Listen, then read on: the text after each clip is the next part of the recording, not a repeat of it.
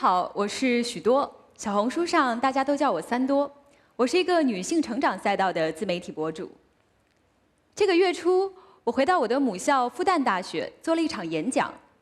演讲结束后，我收到很多来自现场同学的私信，其中有一条说：“学姐您好，我是一名复旦大一新生，也是现场最后走的那个小女孩。当时的我很想跟您合个影，可是因为胆怯没能上前。事后我非常后悔，后悔自己怎么那么怂。”我问他：“你为什么不敢？”他说：“因为怕丢人，怕被拒绝。”其实我们每个人都有过类似的经历，一个机会摆在面前，当你跨出那一步的时候，却因为对未知的恐惧而退缩。这让我不禁想到了大学时代的我。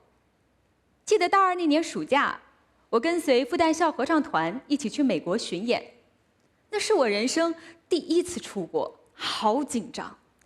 出发前，我还在网上搜了很多治安方面的新闻，越搜越害怕。我们的第一站是洛杉矶，记得有天晚上天气特别闷热，我呢就很想喝冰汽水。酒店楼下20米处就有一个便利店，我都走到电梯口了，想了想，还是决定折返回房间，拽上我室友，让他陪我一起去。我们买完汽水后，赶紧冲回酒店。没错，就是那么怂。因为那么怂，我放弃了出国留学这条路，选择在本校保研。研二那年，学院里有一个不错的欧洲交换项目。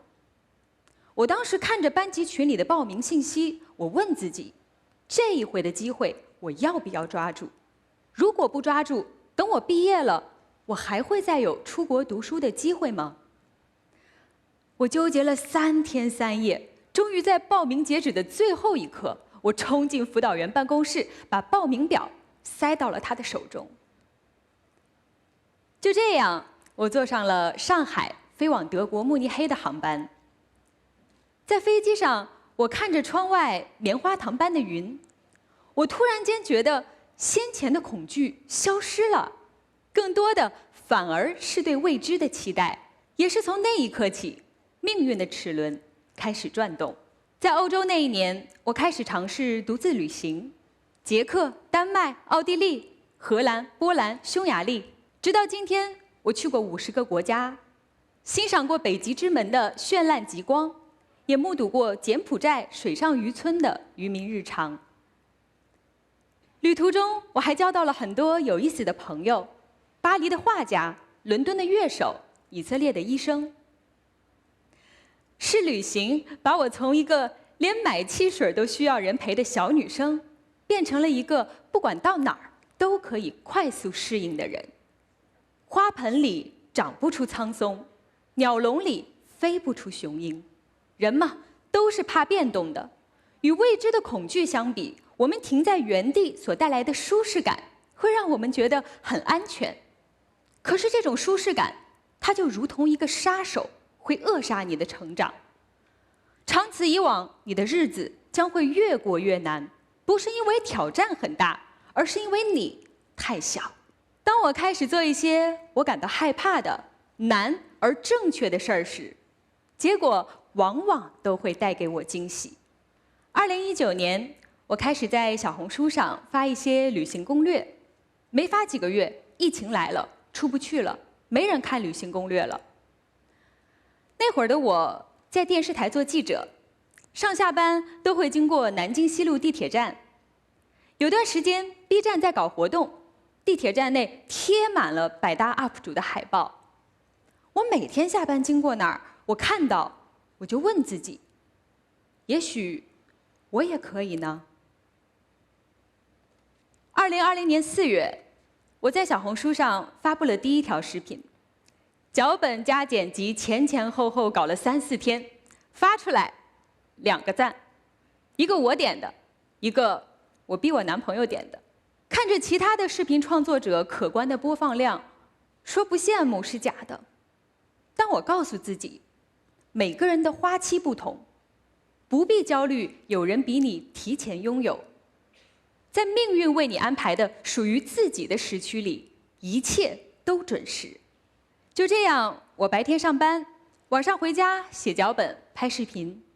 在很长一段日子里，我没有过周末。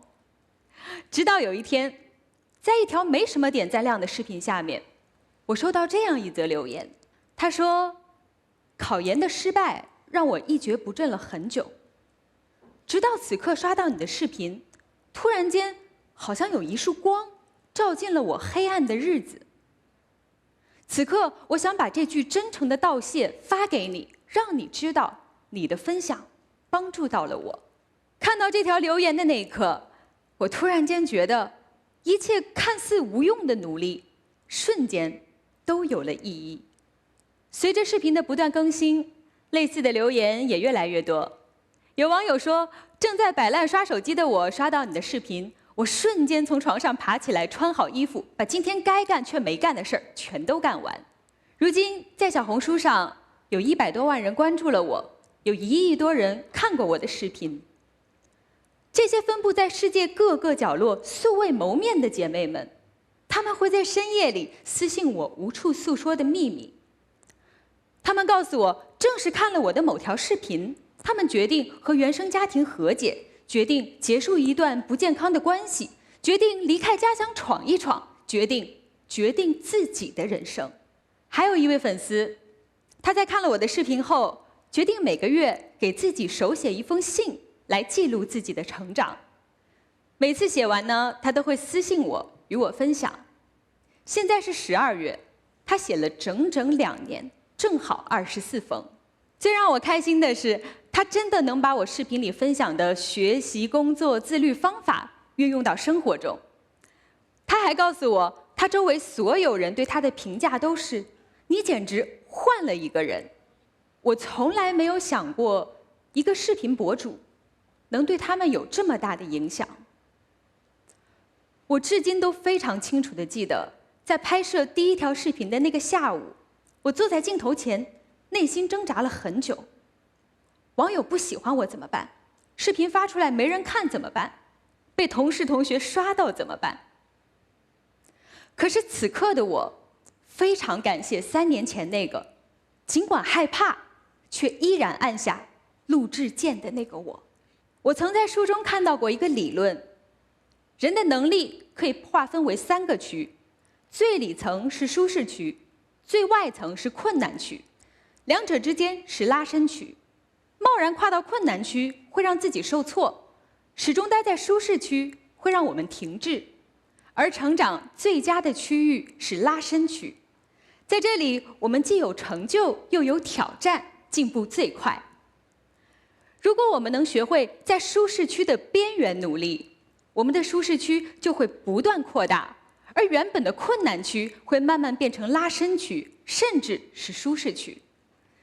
到了那个时候，你会发现，原本你需要鼓起勇气才敢做的事儿，会突然间变得举重若轻，而你的人生也会突然间多出无限种可能。成长是一个破茧成蝶的过程。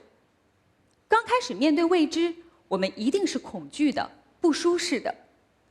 可是，一旦当你勇敢地打破恐惧，你就打破了命运的僵局。还记得一开始我提到的那个不敢和我合影的复旦小师妹吗？在此呢，我也想向大家发起一个小小的提议。今天现场有这么多优秀的讲者，我相信其中一定有人是你们想上前交流或者合影的。